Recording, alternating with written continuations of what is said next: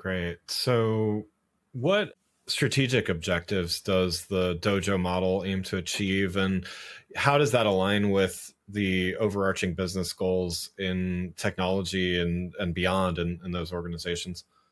Yeah, so good question. So I kind of want to start off with a high level. So our tagline in the dojo, it's learning while delivering. And so teams are really getting the opportunity to practice and change on their daily work. Now, in terms of the strategic objectives, there's a couple different things that leaders are looking to solve for right now. The first one is around upskilling their current workforce. So, staying ahead with emerging technologies in software development or AI, cloud, a variety of technologies. So, they're trying to figure out how to do that in house and how to get all their folks really upskilled. The second part is a lot of companies are going through a ton of change right now. So, what do larger organizational change efforts like DevOps, Agile, cloud first, even bringing in, again, the emergent AI technologies? How do we get all of those implemented at a larger level at scale? And so we think the best way to describe this is we're going to bring those in-house for you with your teams while practicing on their actual work.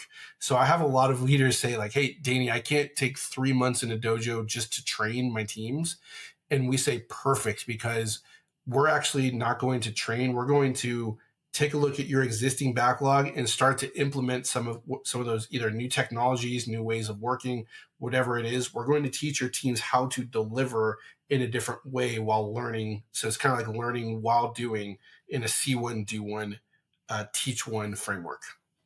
When I'm speaking with a lot of CIOs, CTOs, senior leaders, they're trying to solve for a few major problems right now. So the first one that we're seeing that's really common is that they're trying to figure out how to do more with less. So how do we upskill our current organization? How do we become future ready? And how do we really start to think about the next iteration of both technology and business challenges? So that's kind of like one of the overarching themes is doing more with less. The upskilling and becoming future ready organization, that's the next piece. And then I would say the final one is really around organizational change. You have a lot of companies right now that are trying to do things like, how do we build a product centric culture? Or, we've been doing agile for the past 20 years and we need to think about becoming a product organization. What does that mean? How do those play together? How do they work together? So we kind of combine this idea together that we want to help build the teams and their skill sets. We can help with a larger kind of organizational level change. And then finally, it's really about building the future ready organizations from not just the team level, but think leadership level, first line, second line, all the way up to the C-suite. So kind of those larger transformations. And that's, the dojo is that vehicle for larger organizational change.